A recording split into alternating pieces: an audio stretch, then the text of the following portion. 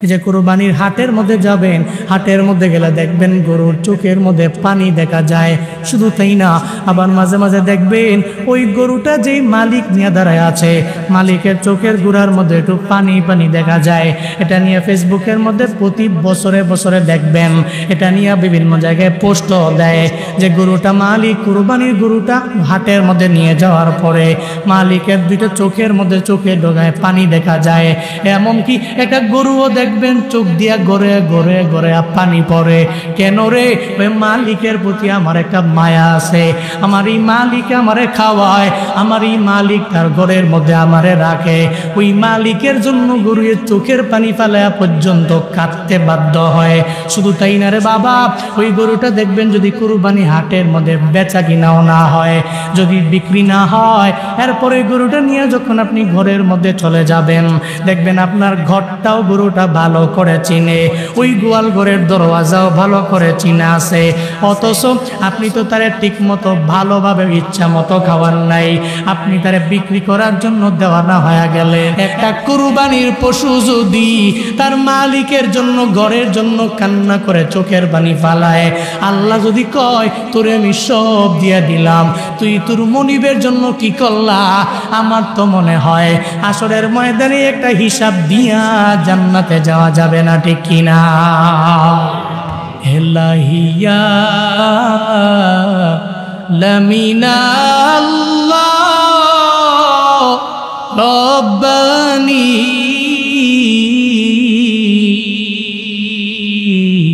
ইসমাইলকে দেন গো নবী কুরবানি, ইসমাইলকে দেন গো নবী কুরবানি। হাতর গোলা সুরমা চোখে মাখায়া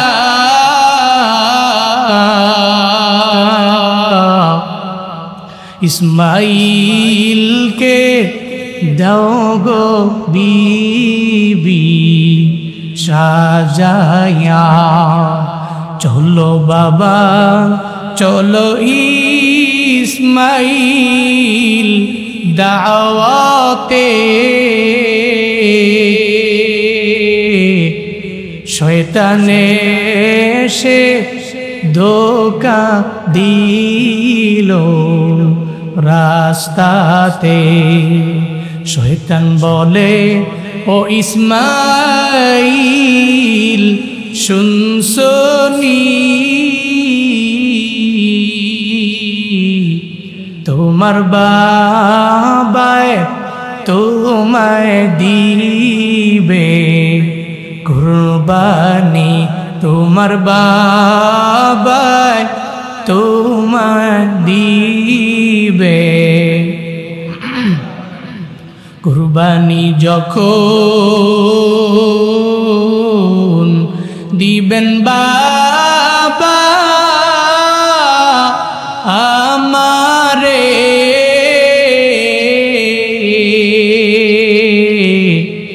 রক্ত যেন নাহি লাগে কাপড়ে, রক্ত যেন নাহি লাগে কাপড়ে, সেই কাপড়ে রক্ত দেখলে আম্মা জান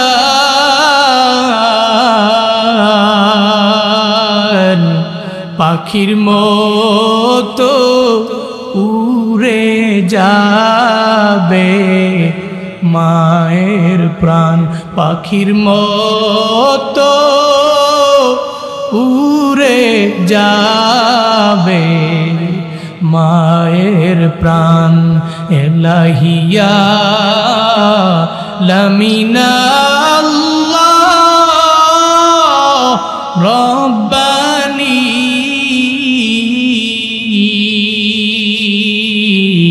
ইসমাইলকে দেন গো নবী কুরবানি, ইসমাইলকে দেন গো নবী কুরবানি, ইসমাইলকে দেন গো নবী কুরবানি। রবের দরবারে সিজদায় পড়ে 12 বার চোখের পানি ফেলায় আবদার জানাইতে লাগলো, আল্লাহ যে স্থানের মধ্যে সেজদা দিলাম ওই স্থানের আশেপাশে এমন একটা মরুভূমি আছে যেই মরুভূমির মধ্যে কিছু জন্মায় না,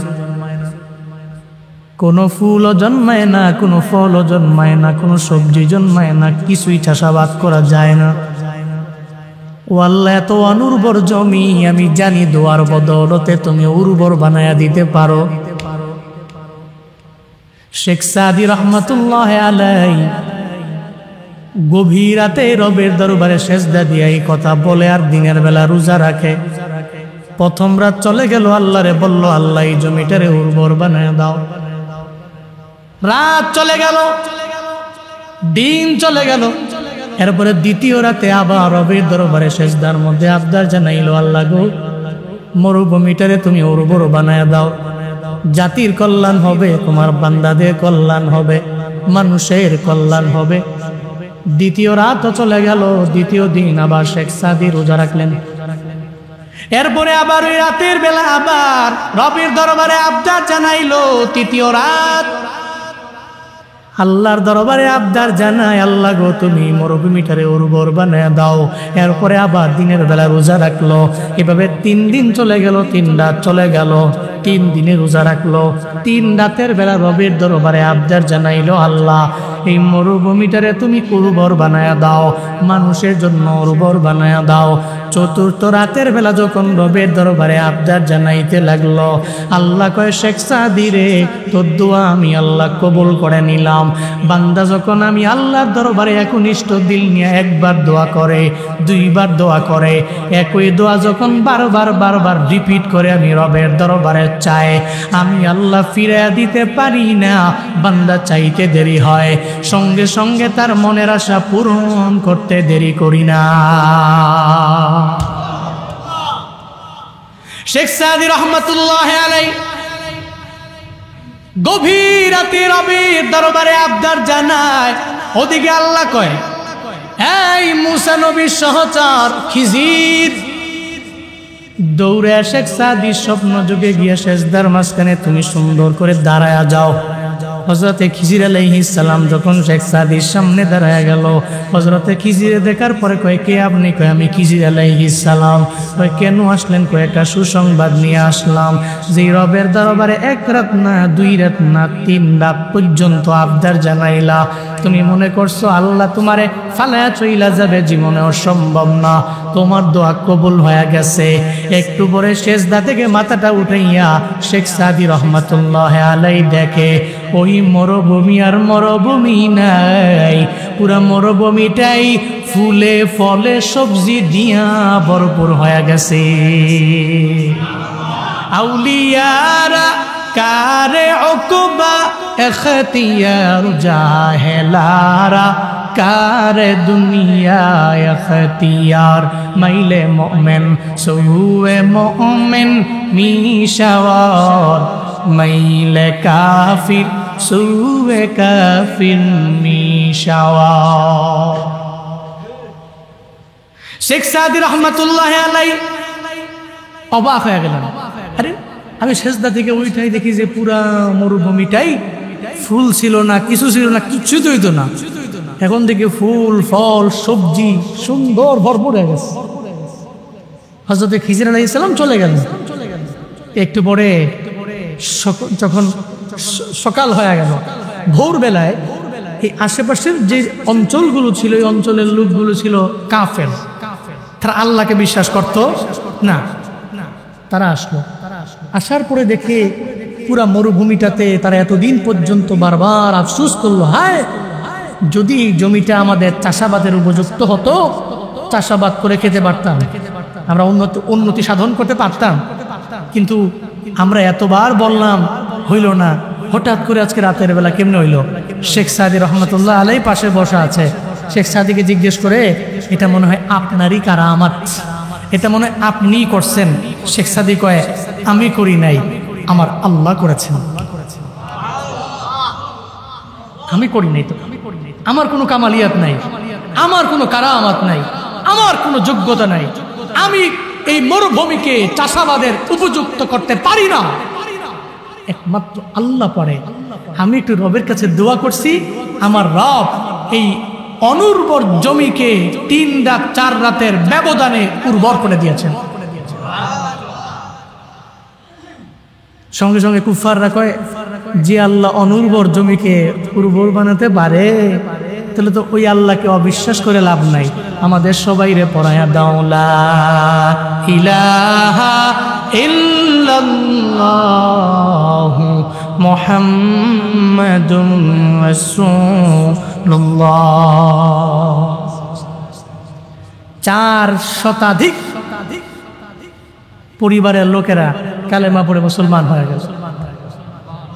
এমনকি ওই মরুভূমিটা ওই জামানার সবচেয়ে বড় ইসলামিক উর্বর জমি হিসেবে গঠিত হয়ে গেল। ব্যাকগ্রাউন্ডে কি আছে? দোয়া। কি আছে? কি আছে? ওই আল্লাহ কি নাই? এই জন্য আপনি কি মনে করছেন আপনি দোয়া ছাড়া বহু দূর যাবেন? ইম্পসিবল। আমি জুনায়েদ আল হাবিব দোয়ার উপরে ডিপেন্ড করে চলি। আমি আমার চলাফেরাটাই দোয়ার উপরে। হয়তো মা দোয়া করছে, না বাবা দোয়া করছে, না হয় কোনো মুরব্বী দোয়া করছে, না হয় কোনো ব্যক্তি আমার জন্য দোয়া করছে, না হয় কোনো আচরণে খুশি হয়ে একজন ব্যক্তি আমার জন্য দোয়া করছে। এই যে দোয়া এ জরুর ভাই, এছাড়া আপনি চলতে পারবেন না।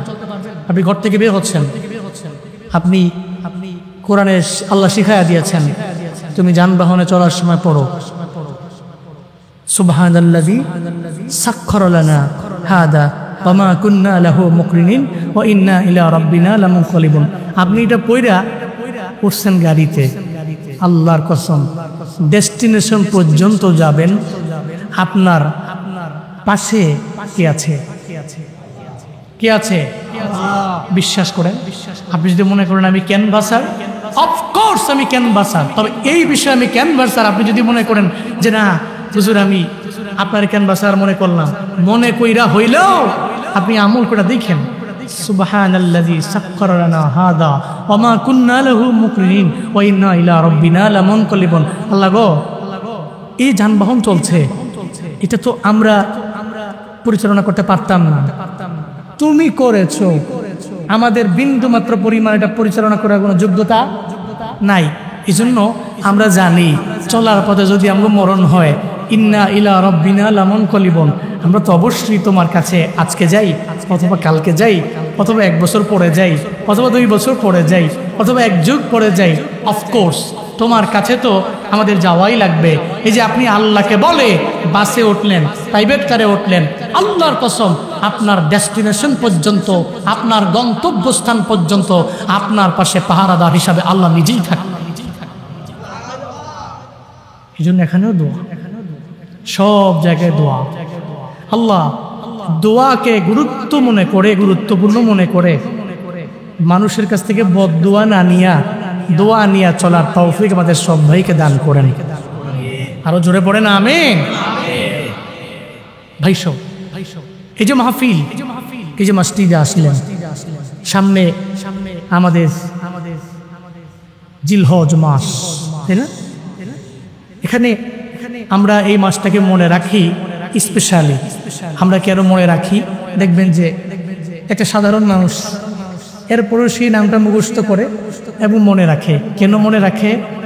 কারণ এই মাসের ভিতরে আমাদের একটা খুশির দিন আছে। ওই খুশির দিনের নাম কি? বলেন না খুশির দিনের নাম কি? যে খুশির দিনের কারণে আল্লাহর কাছে আমরা দামি। পড়েন সুবহানাল্লাহ। কেমন দামি? যেমন আমরা দামি কুনতুম খায়রা উম্মাহ, সূরা আলে ইমরানের 110 নম্বর আয়াত আল্লাহ বলেছেন তোমরা শ্রেষ্ঠ জাত, তোমরা দামি জাত। আমরা দামি কেন? এই বিষয়ে জানার প্রয়োজন আছে না নাই?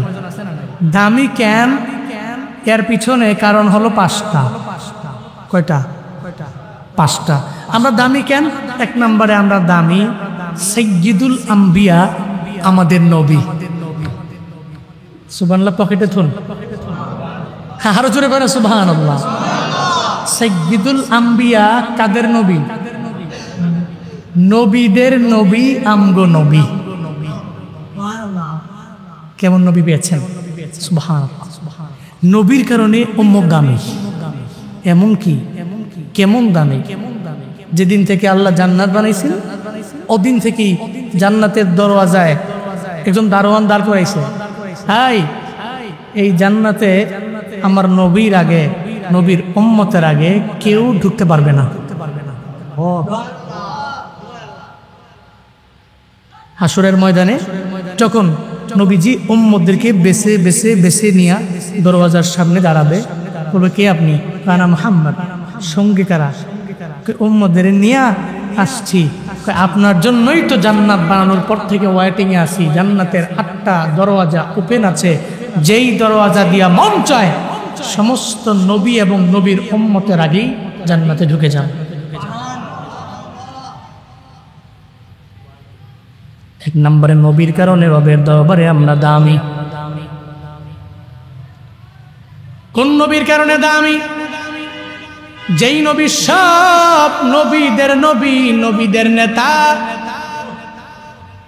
কেমন নবী যে মেরাজের মধ্যে আল্লাহ নবীরে নিয়ে গেলেন, এই ব্যাপারে সবার জানা আছে।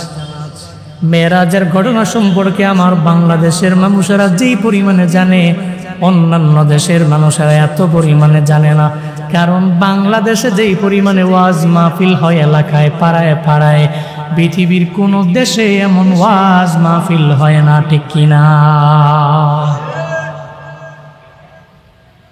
এই যে কয়েকদিন আগে মালয়েশিয়ায় গেলাম, মালদ্বীপে গেলাম, শ্রীলঙ্কায় গেলাম। শ্রীলঙ্কা তো পুরাটাই হিন্দু রাষ্ট্র, বাদ দিলাম। কিন্তু মালদ্বীপ ধরেন আর মালয়েশিয়া ধরেন, দেখলাম ধরে বাবা ওখানে আমগো মতো এত সুন্দর সুন্দর মজলিস হয় না, এত সুন্দর মানুষগুলো নিয়ে মাহফিল হয় না। ওয়াজ মাহফিলের কোনো বালাই তো দেখলাম না। কেন রে বাবা? আমার দেশের মানুষেরা তো স্পষ্ট বোঝা যায় ওয়াজ মাহফিলেরা ভালোই জানে, সব বিষয়ে ধারণা ভালো আছে। এই যে মেরাজের কাহিনী একটা মুরব্বীরে জিগাইলেও সুন্দর করে বইলা দিতে পারবে নবীরে আল্লাহ কেমনে মেরাজের মধ্যে নিয়ে গেল। সুবহানাল্লাযী আসরা বিআবদিহি লাইলাম মিনাল মাসজিদিল হারাম ইলাল মাসজিদিল আকসা আল্লাযী বারাকনা হাওলাহু লিনুরিয়াহু মিন আয়াতিনা ইন্নাহু হুয়াস সামিউল বাসীর। চিল্লায় জোরে করে পড়েন আল্লাহু আকবার। আরো জোরে আল্লাহু আকবার। আল্লাহ পাক নবীর দাম কি পরিমাণে বাড়াইলেন। দুনিয়ার কোন নবীর আল্লাহ সাক্ষাতের জন্য রবের দরবারে নেন নাই, নবীরে নিলেন।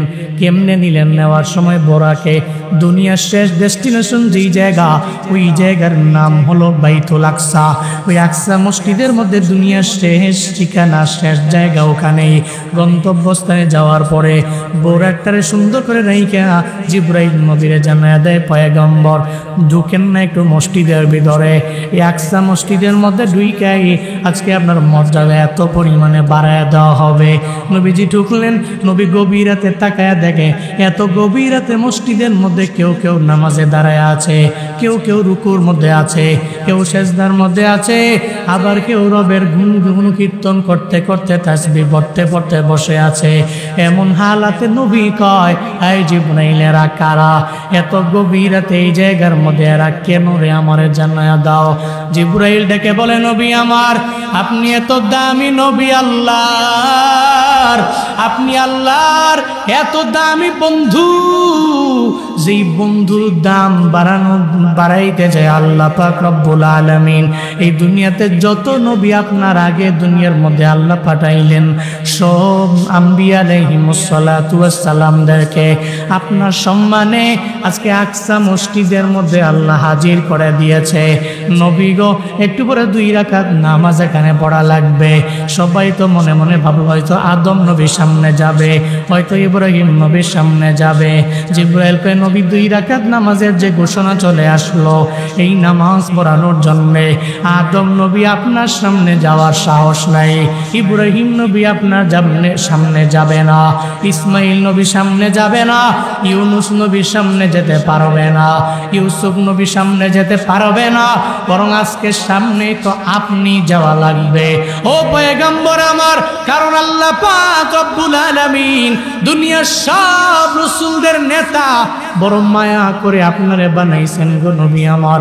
আপনি সামনে যাবেন, 2 রাকাত নামাজ পড়াইবেন, কারণ কারোর লকব ইমামুল মুরসালিন না, আল্লাহ আপনার লকব মায়া করে দিয়েছেন সব রাসূলদের ইমাম।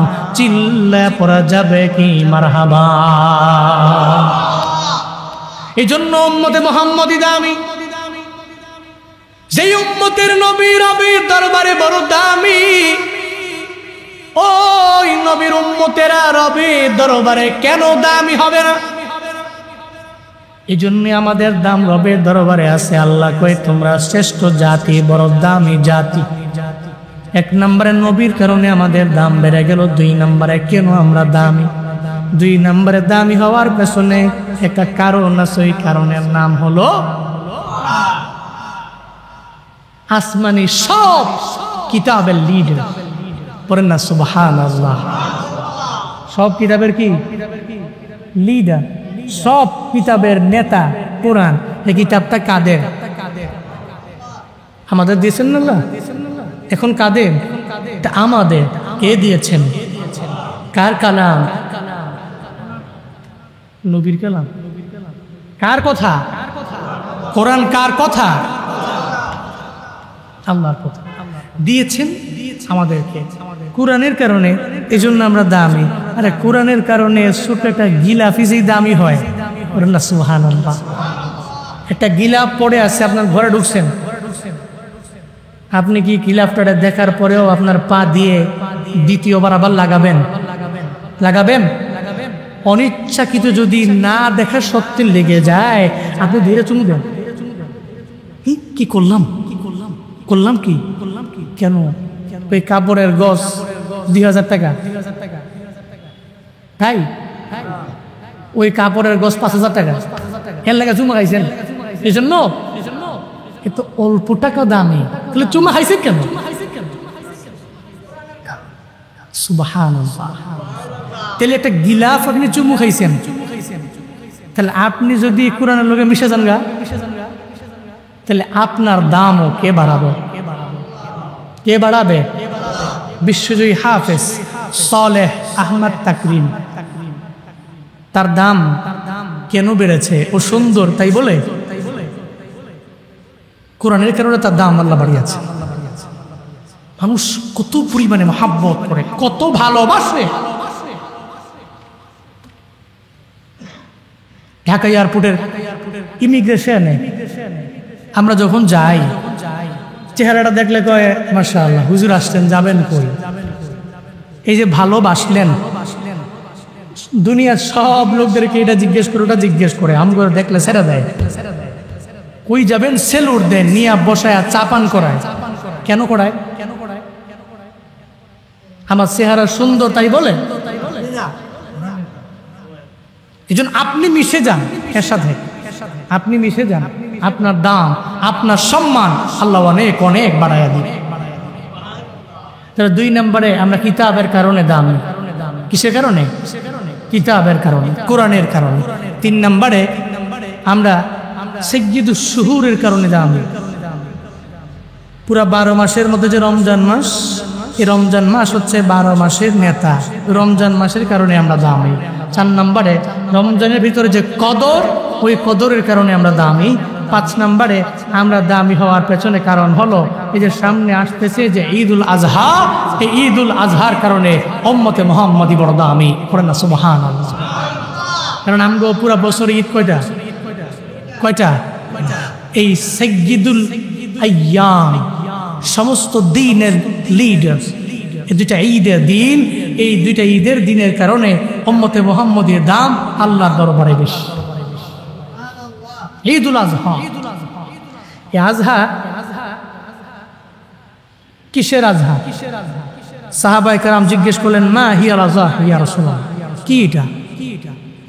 উনি বললেন, কলা সুন্নাতু আবিকুম ইব্রাহিম, এটা তোমাদের বাবা, এটা তোমাদের পিতা হযরতে ইব্রাহিম আলাইহিস সালাতু ওয়াস সালামের একটা সুন্নত। পড়েন না সুবহানাল্লাহ। যেটা আল্লাহ পাক হযরত ইব্রাহিম নবী মনের কুরবানি করেছিলেন। কিসের কুরবানি? কিসের? মনের। দেখানো না, আমগত কুরবানি হয় দেখানো কুরবানি। উনি কুরবানি কবুল হয় না, রবের কাছে যায় না, যায় না। কেমনে জানেন?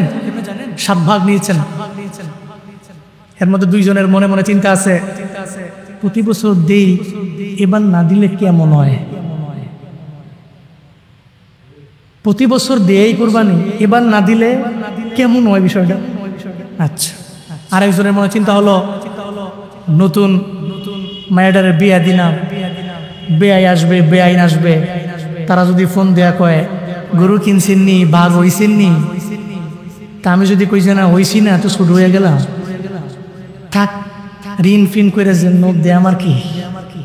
অন্তত পক্ষে বেআই বেআইন তারা তাদের খাইতে পারে, তা করে বলতে পারি যে না কোরবানি দিছি আমি। কুরবানি দিছে, এই কুরবানি আল্লাহ নেওয়া লেগে বই রইছে। নাউজুবিল্লাহ কয় না দো, আরো জোরে বলে না নাউজুবিল্লাহ। আপনার কুরবানিটা, এই কুরবানির গোশত, এই রক্ত সব থাকে দুনিয়াতে, পৌঁছে কি জানেন? ওই যে মনের কুরবানিটা, আপনার মনে যেটা কুরবানি আছে না, মনের কুরবানি, আপনি মন থেকে যেটা করছেন, তাকওয়া নিয়া যেটা করছেন, এটাই রবের কাছে যায়। এছাড়া আপনার কুরবানির কোনো গোশত রক্ত কিচ্ছু রবের কাছে যায় না। নিয়ত করেন, পাকাপোক্ত নিয়ত, মনে রাখবেন কুরবানির গোশত খাওয়া হারাম না, তবে উদ্দেশ্য গোশত খাওয়া হারাম। কথা বুঝছেন? গোশত আপনি খাবেন, এটা হারাম না, কিন্তু কুরবানি করার উদ্দেশ্য মনে মনে রাখছেন যে গোশত খাবো, তেলি আপনার এই কুরবানির অবৈধ হয়ে গেল। এই জন্য বাপ নিয়ত করেন, গোশত তো আমরাই খাবো, তেলে যা করমু আল্লাহকে রাজি করার লক্ষ্যে করমু। আমি বড় করে আনলে, বড় কিছু আনলে মানুষ আমারে কইব না ঠিক আছে, এলাকার মধ্যে এই বেড়ে একটা কুরবানি দিবেন না, বড় গরু লইছে, এটা শোনার জন্য কোনোভাবেই করা যাবে। কুরবানি কার জন্য করব? কার জন্য করব? ইন্না আ'তাইনাকাল কাউসার ফাসাল্লি লিরাব্বিকা ওয়ানহার ইন্না শানিআকা হুয়াল আবতার। চিল্লা পড়েন আল্লাহু আকবার। সূরাতুল কাউসারের 2 নম্বর আয়াতে আল্লাহ পাক রব্বুল আলামিন মদিনাওয়ালা নবীরে 2টা আদেশ দিয়েছেন। 1 নম্বরে আল্লাহ নবীরে বললেন ফাসাল্লি, অতএব আপনি নামাজ পড়ুন, ওয়ানহার এবং কুরবানি করুন। নবী গো আপনি নামাজ পড়ুন এবং কুরবানি করুন, নামাজ পড়ুন এবং আপনি ত্যাগ করুন। আল্লাহ নবীকে বলা মানে দুনিয়ার সব উম্মতদেরকে নবীর মাধ্যমে আল্লাহ জানিয়ে দিলেন, এই তোমরা কুরবানি করো, বা তবে মনের কুরবানি করো। দুনিয়ার মানুষকে দেখানোর জন্য কোনো ত্যাগ হবে না, দুনিয়ার কোনো মানুষকে দেখানোর জন্য কুরবানি হবে না, দুনিয়ার কোনো মানুষকে দেখানোর জন্য নামাজ হবে না, দুনিয়ার কোনো মানুষকে দেখানোর জন্য দান হবে না, দুনিয়ার কোনো মানুষকে দেখানোর জন্য হজ হবে না, দুনিয়ার কোনো মানুষকে দেখানোর জন্য উমরা হবে না। আমার নামাজ, আমার রোজা, আমার হজ, আমার নেক আমল সব হবে একজনের জন্য। চিল্লা বলেন তার নাম। সব হবে আমার আল্লাহর জন্য, যে আল্লাহ আমাকে নিয়ামত দিয়েছেন। আল্লাহ তো চাইলে সমাজের একটা গরিব দুস্থ অসহায় আমারে বানাইতে পারতেন, কিন্তু যে আল্লাহ বানান নাই, বড় মায়া করে আমারে আপনারে ধনী বানাইছেন, গরিব বানান নাই। আল্লাহ সমাজের মানুষের দ্বারে দ্বারে সমাজের গুস্ত খাওয়ার জন্য আমারে নেন নাই। যে আল্লাহ তৌফিক দিয়েছেন, ওই আল্লাহ সন্তুষ্ট করার লক্ষ্যে আমি কেন ত্যাগ করতে পারবো না? কেন আমি মন থেকে কোরবানি করতে পারবো না? কেন আমি মন থেকে পারবো না? অথচ দেখেন না রে বাবা, একটা গরুর দিকে দেখেন না, কুরবানির দিকে তাকাইলে তো মনে হয় যে কুরবানির হাটের মধ্যে যাবেন, হাটের মধ্যে গেলে দেখবেন গরুর চোখের মধ্যে পানি দেখা যায়। শুধু তাই না, আবার মাঝে মাঝে দেখবেন ওই গরুটা যেই মালিক নিয়ে দাঁড়ায় আছে, মালিকের চোখের গোড়ার মধ্যে একটু পানি পানি দেখা যায়। এটা নিয়ে ফেসবুকের মধ্যে প্রতি বছরে বছরে দেখবেন, এটা নিয়ে বিভিন্ন জায়গায় পোস্টও দেয় যে গরুটা মালিক কুরবানির গরুটা হাটের মধ্যে নিয়ে যাওয়ার পরে মালিকের দুইটা চোখের মধ্যে চোখে ডোগায় পানি দেখা যায়। এমনকি একটা গরুও দেখবেন চোখ দিয়া গড়ে গড়ে গড়ে পানি পড়ে। কেন রে? ওই মালিকের প্রতি আমার একটা মায়া আছে, আমার এই মালিক আমারে খাওয়ায়, আমার এই মালিক তার ঘরের মধ্যে আমারে রাখে। ওই মালিকের জন্য গরুয়ের চোখের পানি ফালায়া পর্যন্ত কাটতে বাধ্য হয়। শুধু তাই না রে বাবা, ওই গরুটা দেখবেন যদি কুরবানি হাটের মধ্যে বেচা কিনাও না হয়, যদি বিক্রি না হয়, এরপরে গরুটা নিয়ে যখন আপনি ঘরের মধ্যে চলে যাবেন, দেখবেন আপনার ঘরটাও গরুটা ভালো করে চিনে, ওই গোয়াল ঘরের দরওয়াজাও ভালো করে চিনা আছে। অথচ আপনি তো তারে ঠিক মতো ভালোভাবে ইচ্ছা মতো খাওয়ার নাই, আপনি তারে বিক্রি করার জন্য দেওয়ানা হয়ে গেলেন। একটা গরু হইয়া তার মালিকের জন্য এত পরিমাণে পাগল। কিন্তু আশরাফুল মাখলুকাত আমরা, গরুর চাইতে আমাদের দাম রবের দরবারে বেশি না কম? সব প্রাণীর চাইতে আমাদের দাম রবের দরবারে বেশি হওয়ার পরেও যে আল্লাহ আসমান দিলেন আমাদের ফিরি, জমিন দিলেন আল্লাহ ফিরি, নদী দিলেন আল্লাহ ফিরি, মাছ দিলেন আল্লাহ ফিরি। দুনিয়াতে এমন কোনো নিয়ামত নাই যেই নিয়ামতগুলো আল্লাহ ফিরি বানায়া দেন নাই।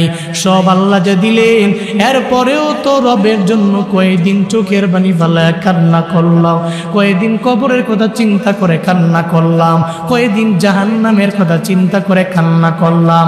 একটা কুরবানির পশু যদি তার মালিকের জন্য ঘরের জন্য কান্না করে চোখের পানি ফালায়, আল্লাহ যদি কয় তোরে আমি সব দিয়া দিলাম, তুই তোর মনিবের জন্য কি করলা?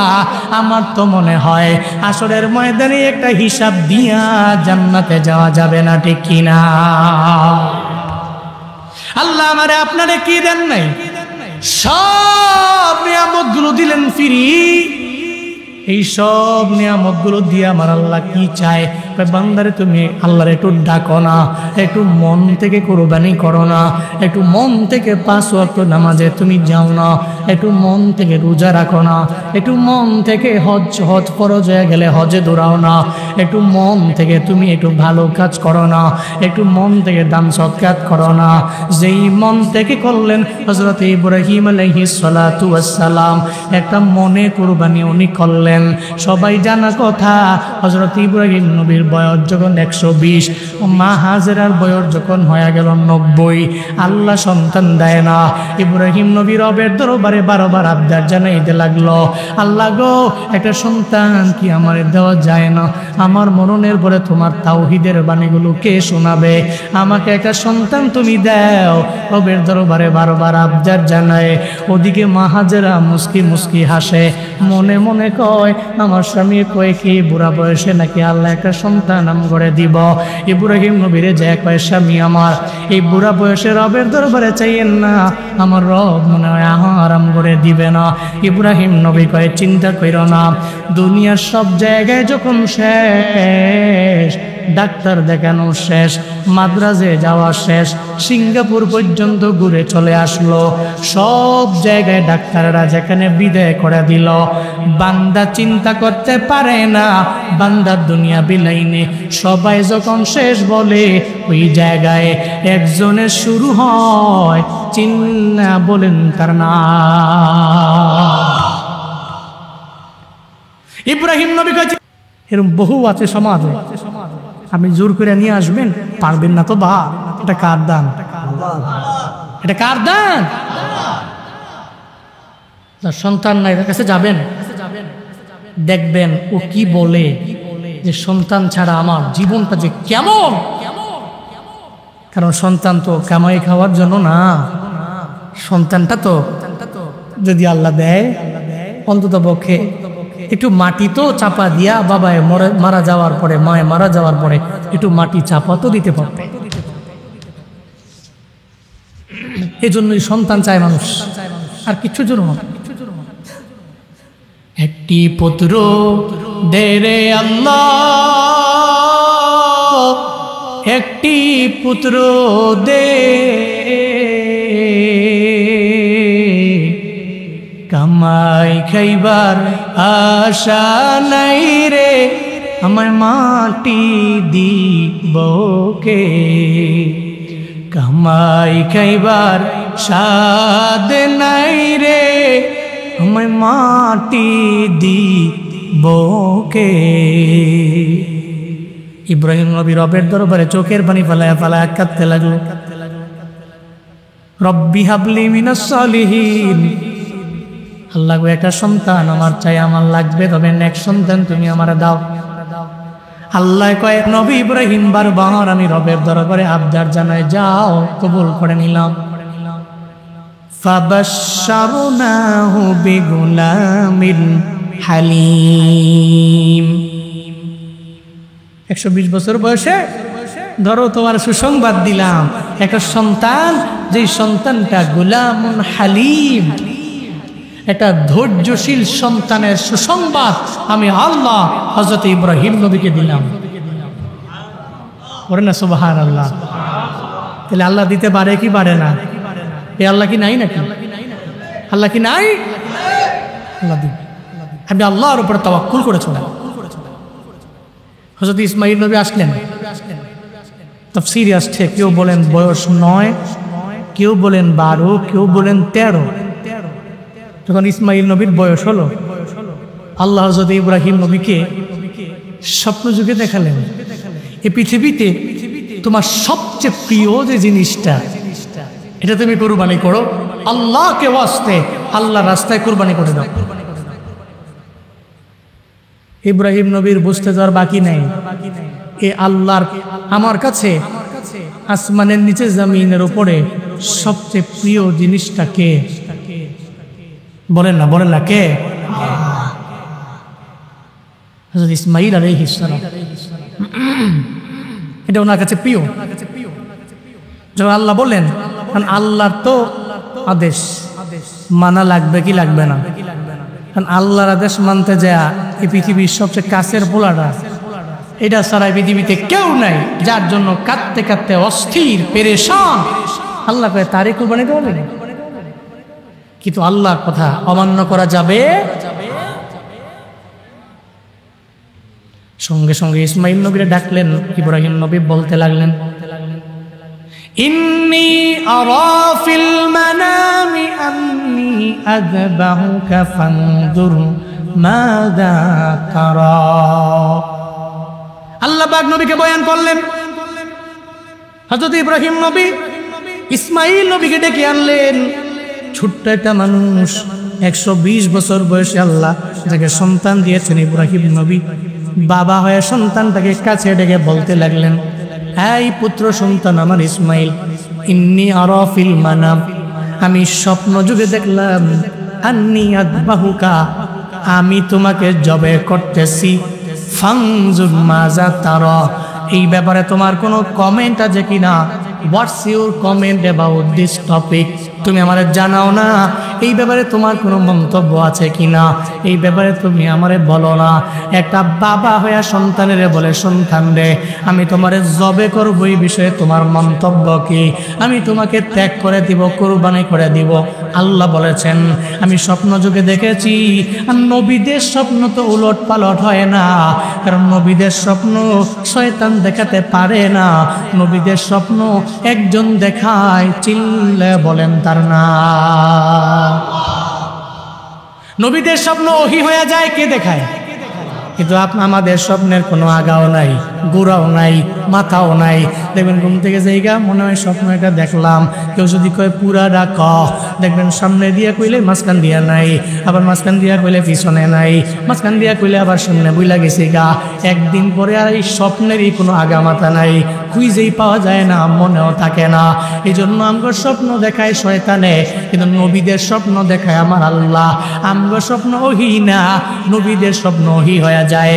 হযরত ইব্রাহিম নবী স্বপ্নে যা দেখলেন উনি মনে করলেন আল্লাহই তো দেখাইল। কই ইসমাইল রে, আল্লাহ বলেছেন আমি তোমাকে যেন জবাই কইরা দেই, তুমি বলো না এই বিষয়ে তোমার কোনো কমেন্ট আছে কিনা আমারে বলো না। ইসমাইল নবী কেমন বাবা কেমন সন্তান সুন্দর করে জানায়া দেয়, ও বাবা চিন্তার দরকার নাই। ক্বালা ইয়া আবাতি ফাআল মা তুমার সাতাজিদুনি ইনশাআল্লাহু মিনাস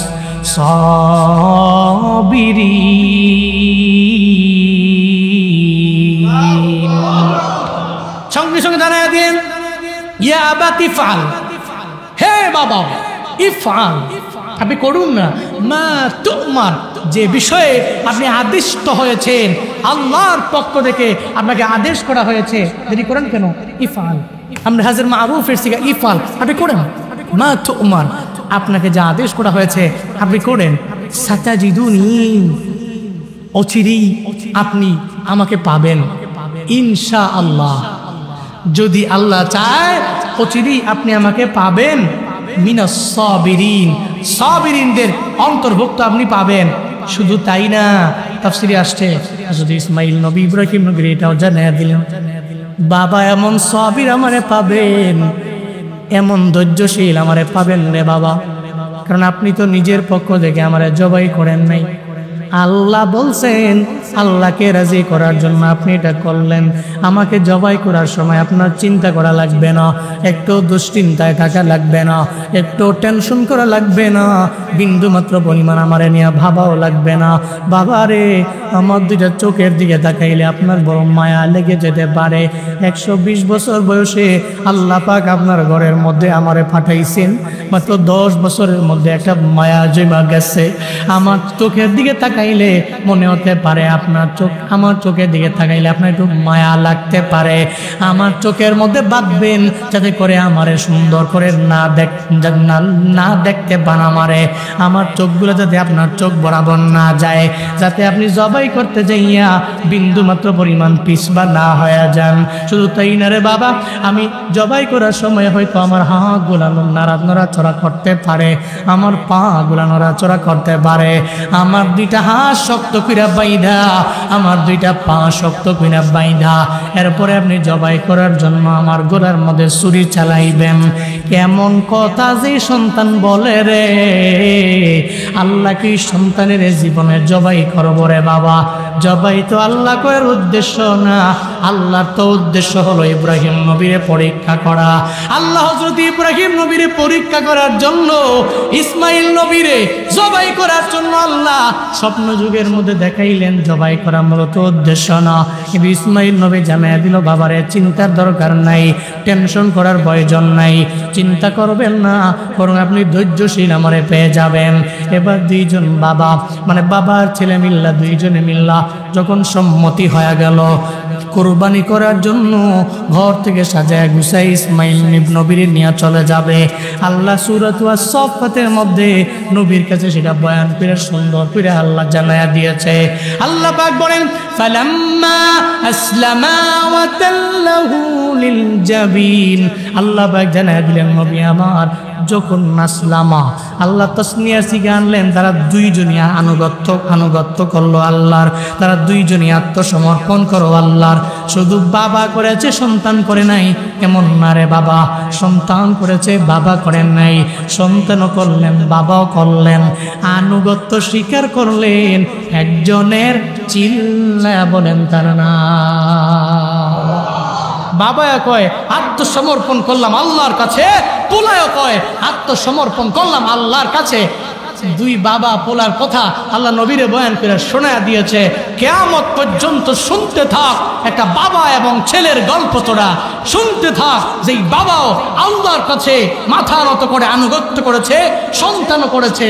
বাপ কা বেটা সিপাহী কা ঘোড়া কোচ না হো তো থোড়া থোড়া। এই পৃথিবীতে কিয়ামত পর্যন্ত যত মানুষ আসবে, কোরআন পড়লে সূরাত আস-সাফফাত খুললে এটা বলতে বাধ্য হবে এ পৃথিবীতে দুইজন বাবা ছেলে ছিল। বাবা চেয়েছিল ছেলেকে কুরবানি করবে, ছেলে এমন না যে তোমার আনুগত্য আমি স্বীকার করতে রাজি না, এটা বলে না, বরং বলছে যে বলতে দেরি তুমি আমাকে সবির পাবে, সঙ্গে সঙ্গে আমি আল্লাহর কাছে আত্মসমর্পণ করলাম, আনুগত্য স্বীকার করে নিলাম। এই পৃথিবীতে আজও পর্যন্ত সেই কথা মানুষ বলে বলে শুনে শুনে শিক্ষা গ্রহণ করে এমন বাবা এমন ছেলে ইসলামে আছে, বাবা দা বলে তাই শুনে কপাল পোড়া মুসলিম সন্তানেরা। এখন বাবা যদি খালি কয় তুই কোরবানি করে লাগছ না, তোরে আমি মারতামও না ধরতামও না, 5 ওয়াক্ত নামাজ খালি পড়িস, ফুল্লায় কয় খাইছে রে, এ তো আর কাম পাইছে না, এর মাথা ঠিক নেই মনে। একটা কথা মানবো, বাপে যদি কয় ডানে যাও হ্যাঁ বায়ে জায়গা, বায়ে যদি কয় সোজা যাও না হ্যাঁ দূর দিকে গেছে কেন, বেরিয়ে গেছে না কি আবার, এরকম আছে না নাই?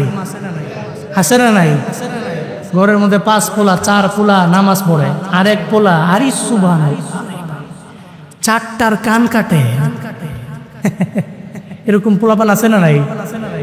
তো বাপেও খালি যারে পায় দোয়া চায়, দোয়া করে তো আমগো শেষ পোলাটা মাশাআল্লাহ আল্লাহ দিলে একখান বেড়ায় ডাব চুরি, নারিকেল চুরি, কলা চুরি, সব চুরিতে ভরাই, মান সম্মান যা আছে সব শেষ। এরকম আছে না নাই? আছে না নাই? অথচ উম্মতে মুহাম্মদী জাতির পিতা হযরত ইব্রাহিম নবীর সন্তানেরা জীবনে কোনোদিন বাবার অবাধ্য হতে পারে? হতে পারে? বাবা তো বাবাই, এটা একটা বটবৃক্ষ, এটা না থাকলে আপনি হারে হারে হারে হারে টের পাবেন এটা কেমন দামি সম্পদ, কেমন দামি সম্পদ, এটা আপনি হারে হারে টের পাবেন। চলে গেলে বুঝে মানুষ থাকতে কদর দেয়। আল্লাহ বাবা এবং মায়ের খেদমত করার তৌফিক সবাইকে দান করেন। যাদের আব্বা আম্মা চলে গেছেন, আল্লাহ আব্বা আম্মার কবরকে রাউযাতুম মির রিয়াজিল জান্নাহ বানিয়ে দেন, সকলেই পড়ি আমিন। আপনারা রাগ করছেন? কষ্ট হচ্ছে আপনাদের? জোরে পড়েন সুবহানাল্লাহ, আরো জোরে আলহামদুলিল্লাহ, জোরে আল্লাহু আকবার। সুবহানাল্লাহ ওয়ালহামদুলিল্লাহ লা ইলাহা ইল্লাল্লাহ। সবাই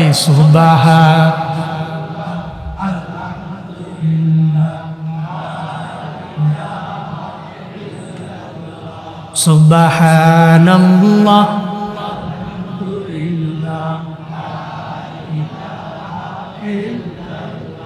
তুমি বাঁচাও তুমি মারো অবিরত ক্ষমা করো, তুমি বাঁচাও তুমি মারো অবিরত ক্ষমা করো। ধরার যেইজন তাকেই ধরো, ধরার যেইজন তাকেই ধরো, তোমার মুঠোয় সবই আল্লাহ। সুবহানাল্লাহ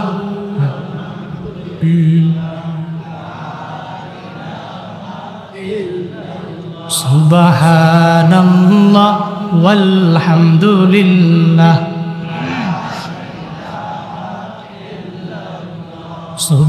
সুবহানাল্লাহ ওয়ালহামদুলিল্লাহ।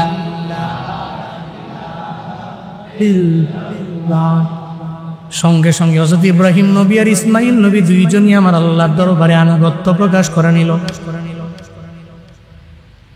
ইব্রাহিম নবী ইসমাইল নবীর সাজাইয়া সঙ্গে সঙ্গে নিয়ে চলে গেলেন কুরবানি দেওয়ার জন্যে। পথিমধ্যে শয়তান এসে ধোঁকা দেয়। ইব্রাহিম নবী কয়ে, হ্যাঁ এই সন্তান আমার এটা শয়তান, 12 বাহর তোমার দেখবা ধোঁকা দিবে। যখনই শয়তানকে দেখবা তখনই তুমি পাথর মারবা। আজ হাজিরা ওই কারণে পাথর মারে কি মারে না? মারেনি। এই জন্য আমাদের হজে হযরত ইব্রাহিম নবী আর ইসমাইল নবী, মা হাজেরা, বহু নিদর্শন আমাদের হজে ওনাদের নিদর্শন ছিল, কিন্তু এটা আমাদের কাছে ফরজ এবং ওয়াজিব আল্লাহ পাক বানায়া দিয়েছেন। যে সাফা টু মারওয়া যে সাই করেন, যারা উমরার জন্য গিয়েছেন তারা দেখেছেন আপনারা, সাফা টু মারওয়া যে সাই, সাফা থেকে মারওয়া, মারওয়া থেকে সাফা, সাফা থেকে মারওয়া, মারওয়া থেকে সাফা, সাফা থেকে মারওয়া, মারওয়া থেকে সাফা, সাফা থেকে মারওয়া, 7 বার। কয়বার? 7 বার যে সাই করেন। কেন করেন? মাহাজারা দৌড়াইছেন এজন্য আমরাও দৌড়াই, একটু জায়গায় গিয়া জোরে দৌড়াইছেন এজন্য আমরাও জোরে দৌড়াই। পড়েন না সুবহানাল্লাহ। ইন্না সাফা ওয়াল মারওয়াতা মিন শাআইরিল্লাহ ফামান হাজ্জাল বাইতা আও ইতামারা ফালা জুনাহা আলাইহি আন ইয়াতাওয়াফা বিহিমা ওয়া মান তাতাওয়া খায়রান ফাইন্নাল্লাহা শাকিরুন আলিম। কথাকার ঘোষণা কার? আল্লাহ জীবনে একবার হলেও সাফা মারওয়া সাই করার মতো তৌফিক প্রত্যেকটা ভাইকে আপনি দান করেন। আরো জোরে বলেন আমিন। বাইতুল্লাহর কালো গিলাপ ধরে ধরে ধরে দেখে দেখে তাওয়াফ করার মতো তৌফিক আল্লাহ প্রত্যেকটা ভাইকে দান করেন। নবীজির রওজায় গিয়ে সশরীরে নিজের শরীরে নবী রওজা দেখা দেখা নবীরে সালাম দেওয়ার মতো তৌফিক আল্লাহ প্রত্যেকটা ভাইকে দান করেন। আরো জোরে পড়েন আমিন। আমি তোমার প্রেমের ভিখারি ইয়া রাসূলুল্লাহ, আমি তোমার প্রেমের ভিখারি ইয়া রাসূলুল্লাহ, ইয়া হাবিবাল্লাহ, আমি তোমার প্রেমের ভিখারি, আমি তোমার প্রেমের ভিখারি ইয়া রাসূল, আমি তোমার প্রেমের ভিখারি ইয়া রাসূলুল্লাহ, ইয়া হাবিবাল্লাহ, আমি তোমার প্রেমে গো রাসূল নাই যে তুলনা, নাই যে তুলনা গো রাসূল নাই যে তুলনা, তোমার প্রেমে গো রাসূল নাই যে তুলনা, নাই যে তুলনা গো রাসূল নাই যে তুলনা, তোমার প্রেমে জিন্দা হইল উস্তুনে হান্নানা ইয়া রাসূলুল্লাহ, তোমার প্রেমে জিন্দা হইল উস্তুনে হান্নানা ইয়া রাসূলুল্লাহ, আমি তোমার প্রেমের ভিখারি ইয়া রাসূল,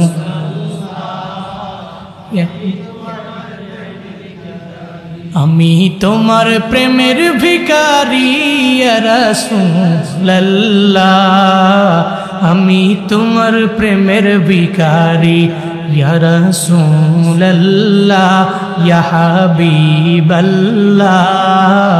আমি তোমার প্রেমের ভিখারি। জোরে কোন মারহাবা। আল্লাহ ওই প্রেমের ভিখারি মানুষগুলো রে তুমি একটু প্রেম ভিক্ষা দিও, আরে প্রেম ভিক্ষা দিয়া এই ভিক্ষা দিয়ে যাতে নবীর রওজায় গিয়ে একটু সালাম দিতে পারে সে তৌফিকটুকু তুমি দিয়া দিও।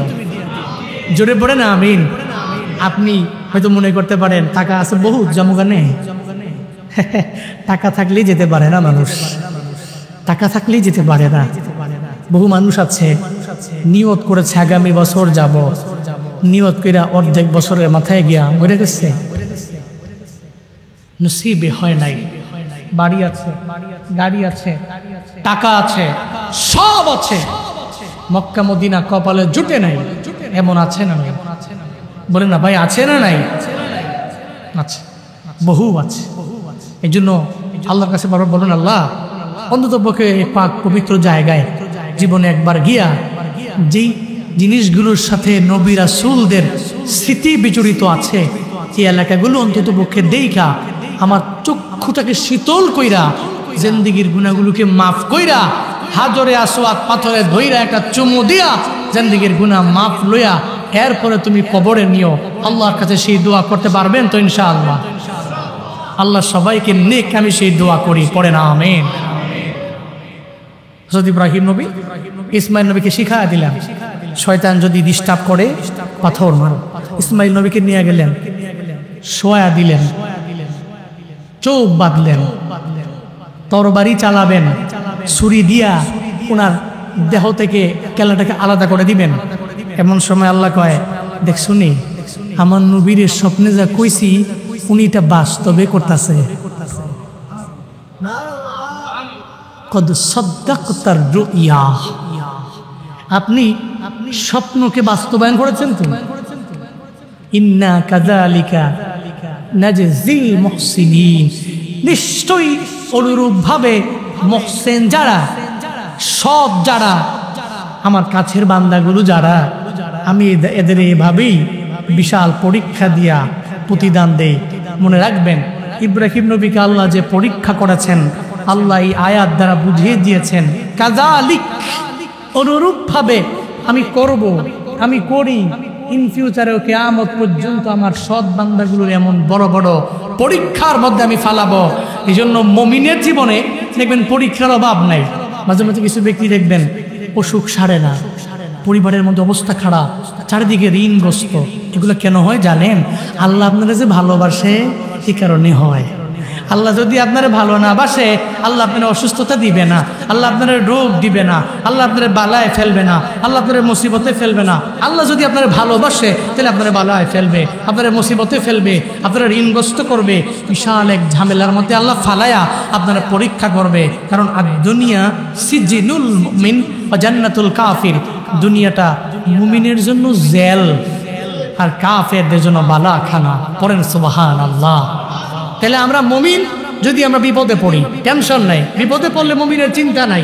মুমিন চিন্তা করে বিপদে পড়ছি, মনে হয় ইমানটা আরো বৃদ্ধি পাবে, হয়তো আল্লাহ আমার দিকে চায় রয়েছে, আল্লাহ আমারে ভালোবাসছে, আমার উপরে রহমতের মাত্রা আরো অনেক পরিমাণে বাড়বে, এই জন্য আল্লাহ আমাকে বিপদ দিয়েছেন। ইব্রাহিম নবীকে আল্লাহ সে বিপদ দিয়েছেন, এটা বালা দিয়েছেন, এটা মুসিবত দিয়েছেন, এটা পরীক্ষা দিয়েছেন, উনি ফাস্ট করেছেন। পড়েন না সুবহানাল্লাহ। তাহলে ইব্রাহিম নবী যে মনের কুরবানির কারণে উনি ফাস্ট হলেন। উম্মতে মুহাম্মাদি আমরা নিয়ত করতে পারবো না যে সামনের ঈদুল আজহায় আমরাও মনের কুরবানি করব, মনের কুরবানি করে আমরাও আল্লাহর কাছে প্রথম স্থান অধিকারী হব? পারবো না ইনশাআল্লাহ, পারবো না ইনশাআল্লাহ। আল্লাহ তৌফিক দান করেন। সকলে পড়ি আমিন। আরো জোরে পড়েন আমিন। হেলাহিয়া লামিনাল্লাহ রব্বানি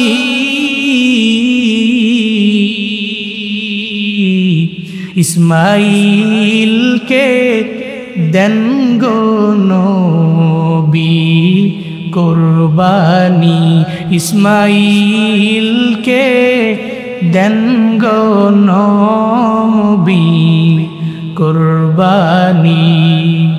আতর গোলাপ সুরমা চোখে মাখায়া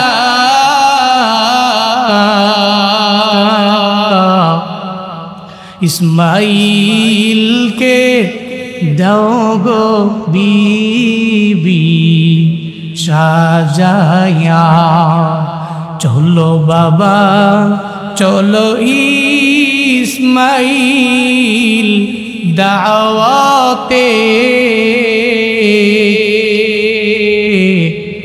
শয়তানে সে ধোঁকা দিল রাস্তাতে। শয়তান বলে ও ইসমাইল শুনছনি, তোমার বাবায় তোমায় দিবে কুরবানি, তোমার বাবায় তোমায় দিবে কুরবানি। যখন দিবেন বাবা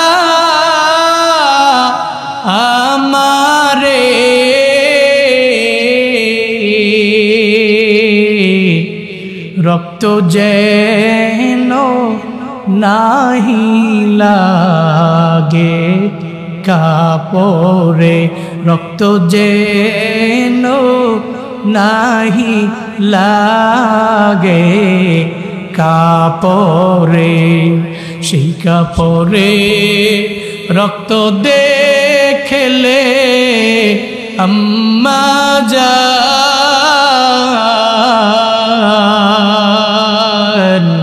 পাখির মতো উড়ে যাবে মায়ের প্রাণ, পাখির মতো উড়ে যাবে মায়ের প্রাণ। এলাহিয়া লামিনা আল্লাহ রব্বানি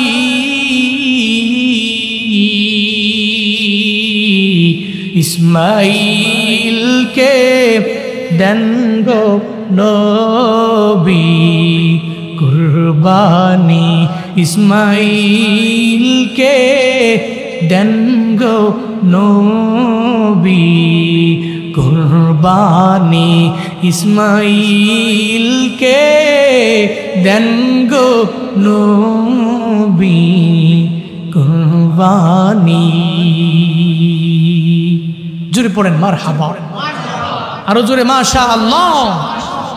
এতক্ষণ যা বললাম সারসংক্ষেপে এটা সুর দিয়া বলা আর কি। বাস্তবতা হলো ইব্রাহিম নবী ইসমাইল নবীকে মনের কুরবানি করেছেন।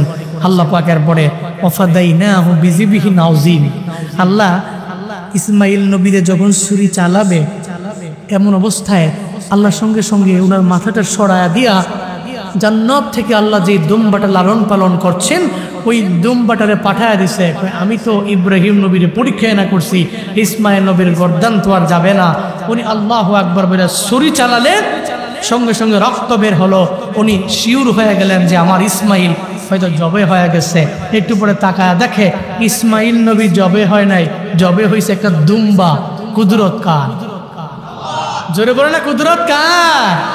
কাদের কুদরত তারি বর কামাল আনতা রব্বি আনতা হাসবি যুল জালাল তুহি কাদের জলিলুল্লাহ জাহাদার বহর হালে তুহি মেরা নগহদার।